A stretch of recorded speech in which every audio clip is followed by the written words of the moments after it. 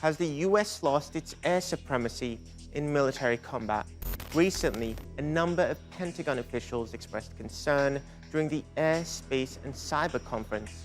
The usual suspect, China, is now believed to have caught up with US air power. It's a prospect as terrifying as it is unthinkable. A military showdown between two nuclear-armed superpowers, the United States and China. A conflict that could reshape the world order. China has violated Taiwan's airspace by flying military jets around the self-governing island unannounced. Taiwan's Premier Su Jen-chang has slammed the flight, saying they jeopardize regional peace. On a number of occasions, China has sent around 150 warplanes into Taiwan's air defense zone in a complex show of its military might. China's heightened capabilities have had the US worried on many fronts. Already, the PLA has the largest aviation force in the Indo-Pacific, the largest conventional missile capability in the world, is fielding hypersonic missiles, and is establishing military bases at strategic points around the globe, often in places where the US already has a presence, challenging the security relationships with our partners. Since the end of World War II, the US has dominated much of the skies. Modern conventional war is often decided by air superiority. Both land and sea operations are extremely difficult, if not impossible, for a side that doesn't control the sky. In 1996, to help maintain its hegemony, the US introduced fifth-generation fighter jets, developed by the world's biggest weapons manufacturer, Lockheed Martin. The F-22 Raptor is the most superior fighter aircraft under the US Air Force, and the F-35 is the more practical, multi-purpose option. The main difference between them lies in production and distribution. While the F-35 is up for export, in 1998, law banned the foreign sale of the F-22 Raptor to protect stealth and high-tech features. The government also stopped producing them in 2011 after some 190 units.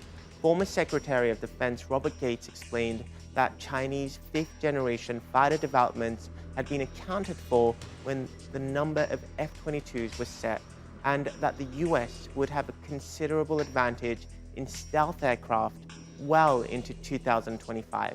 And right now, the US remains the #1 country in airborne capabilities with more than 13,000 military aircraft. That is more than Russia's and China's capabilities combined.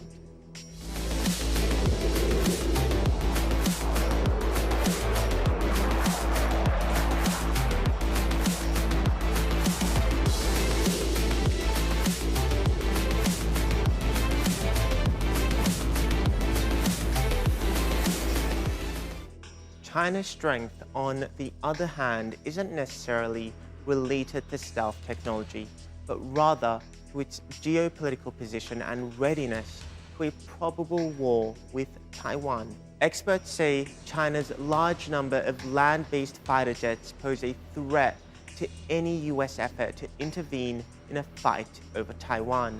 The island is just 160 kilometers from China's coast, compared to more than 700 kilometers from the US airbase in Okinawa, Japan, and around 2,700 kilometers from Guam.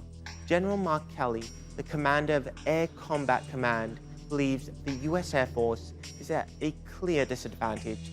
He says China has already claimed parts of the South China Sea without firing a shot.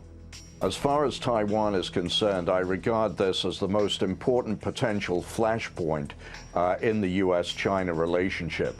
It's a flashpoint because any mistake in Taiwanese airspace or any mistake in the South China Sea, where there is, of course, increasing naval activity both on the Chinese side and on the US side, any mistake can result in a very, very serious diplomatic situation that could disrupt world markets. The US gained its air supremacy during and after the Cold War. Its air force is still by far the most advanced superpower in the sky, but Beijing's rise worries Washington because of its current air superiority in the Indo-Pacific region, and a clash between these two superpowers could be devastating for the world.